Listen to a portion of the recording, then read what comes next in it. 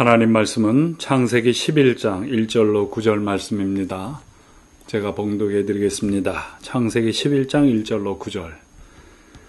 온 땅의 구음이 하나이요 언어가 하나이었더라. 이에 그들이 동방으로 옮기다가 신할 평지를 만나 거기 거하고 서로 말하되 자 벽돌을 만들어 견고히 굽자 하고 이에 벽돌로 돌을 대신하며 역청으로 진흙을 대신하고 또 말하되 자 성과 대를 쌓아 대 꼭대기를 하늘에 닿게 하여 우리 이름을 내고 온 지면의 흩어짐을 면하자 하였더니 여호와께서 인생들의 쌓는 성과 대를 보시려고 강림하셨더라. 여호와께서 가라사대 이 무리가 한 족속이요 언어도 하나이므로 이같이 시작하였으니 이후로는 그 경영하는 일을 금지할 수 없으리로다. 자 우리가 내려가서 거기서 그들의 언어를 혼잡케 하여 그들로 서로 알아듣지 못하게 하자 하시고 여호와께서 거기서 그들을 온 지면에 흩으신 고로 그들이 성 쌓기를 그쳤더라. 그러므로 그 이름을 바벨이라 하니 이는 여호와께서 거기서 온 땅의 언어를 혼잡케 하셨음이라. 여호와께서 거기서 그들을 온 지면에 흩으셨더라. 요즘 연일 뉴스에 보면은 경남기업의 성완종 회장, 자살한 성완종 회장과 그 바지 호주머니에서 나온 그 리스트, 돈을 준 사람들의, 돈 받은 사람들의 리스트에 대해서 계속해서 매스컴이 발표를 하고 있습니다. 나라가 전체가 다 지금 들썩거리고 있죠. 이 뉴스를 접하고 나서 우리들은 모두 다 참 안타깝다 하는 생각을 합니다. 평생 40년 동안 생일날 빼놓고는 모든 날들을 다 사람들 만나는 데 다 썼다. 매일 조찬 모임을 하면서 사람들 만나서 오지랖을 넓히면서 서로 인맥을 구축하고 이렇게 살아온 사람이었다고 합니다. 국회의원으로도 출마해서 당선되었지만은 또 선거법 위반으로 금방 의원직을 상실하기도 했고 무일푼으로 시작해서 몇 조 원을 주무르는 큰 기업의 회장까지 됐습니다. 그런데 또 뭐가 잘못돼가지고 그것을 회복하려고 노력하다가 안 되자 결국 자살로 생을 마감했다는 것이죠. 안타깝습니다. 가난을 이겨보려고 한평생을 노력해온 사람입니다. 수단과 방법을 가리지 않고 성공해보려고 달려온 사람이죠. 그러나 마지막에 자살이라는 비극을 택해버리고 말았습니다.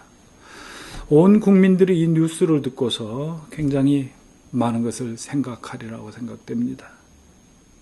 특히 또 이 뇌물을 많은 사람한테 정치인들한테 줘서 정치인들이 지금 막 좌불안석이죠. 검찰이 본격적으로 수사를 한다고 하는데 이게 세상의 모습이에요. 누구나 다 마음속에 이러한 마음을 가지고 나도 한번 성공해보자 해서 수단 방법을 가리지 않고 열심히 달려갑니다. 그런데 이 자살한 성완종 회장이 우리에게 뭘 가르칩니까? 이렇게 해서 정치와 돈과 이 권력과 돈을 손에 잠시 쥐었지만 그건 잠시뿐 결국은 자기 인생은 실패했다 하고 이렇게 자살로 끝나버리지 않았습니까? 안타까운 인생입니다. 모든 사람들이 다 이렇게 성공을 향하여 오늘도 내일도 뛰고 달리지만 결론이 이렇다 이거예요. 이것이 바르게 사는 것일까? 이것이 참된 인생의 모습일까? 열심히 뛰고 달려요. 수단 방법을 가리지 않고 물불을 가리지 않고 사람들에게 도움을 얻든지 어떻게 하든지 뇌물을 바치든지 해서 성공하려고 노력합니다. 그러나 이분의 이야기는 이것도 아니었다라는 것 아니겠습니까? 이것도 아니다 이거예요.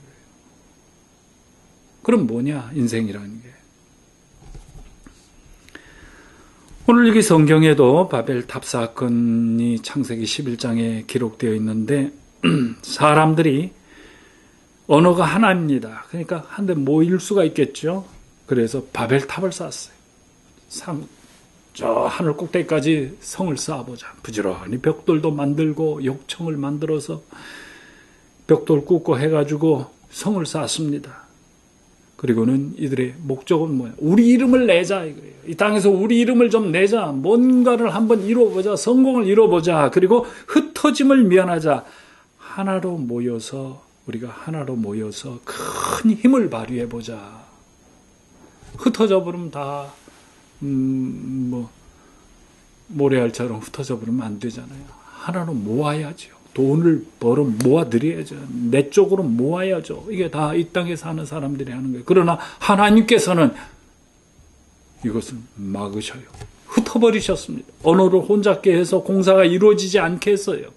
그리고 쫙 이 세상에 여러 가지 언어로 사람들의 말을 여러 가지로 만들어서 말 맞는 사람들끼리 다 따로따로 나가버리고 흩어져 버리겠습니다. 여호와께서 거기서 그들을 온 지면에 흩으셨다. 사람은 내게로 하나로 모으려고 그래요. 그래서 높이 쌓고 내 이름을 좀 이 땅에서 내보려고 합니다만 하나님은 그러지 말라 이겁니다. 오히려 쫙 편만하게 흩어버립니다.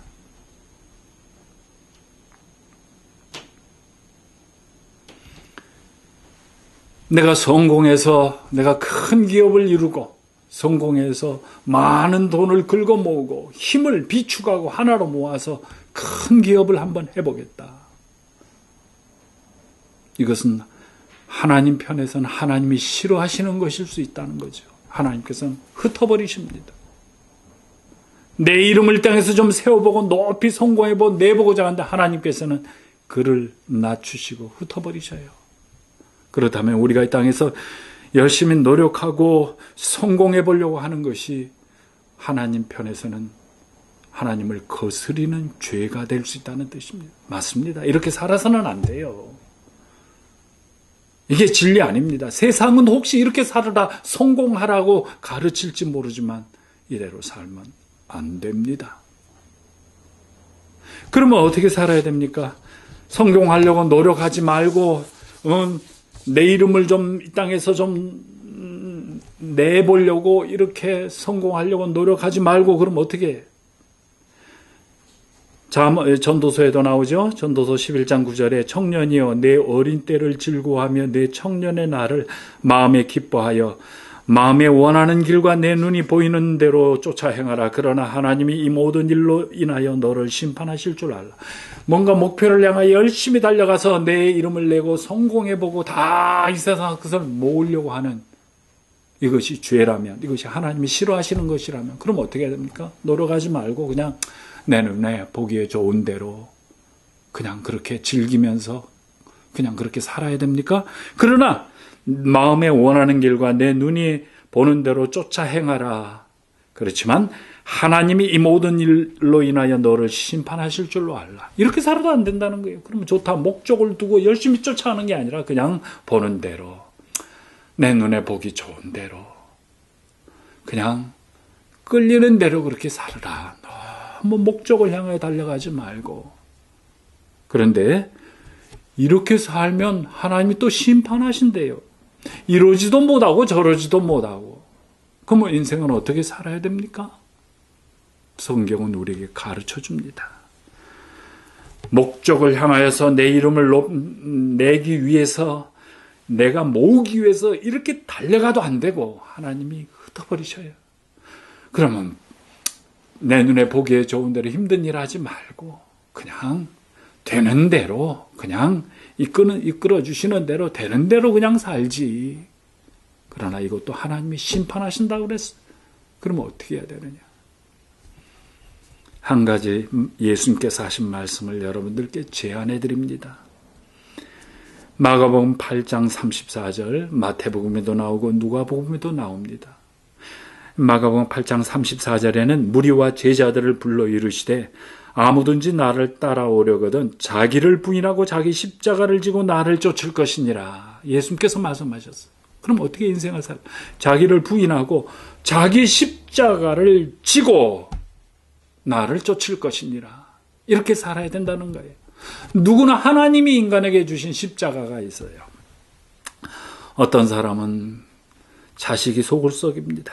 어떤 사람은 남편이 속을 썩입니다. 어떤 사람은 가난합니다. 어떤 사람은 흑인으로 태어났습니다. 어떤 사람은 장애인으로 태어났습니다.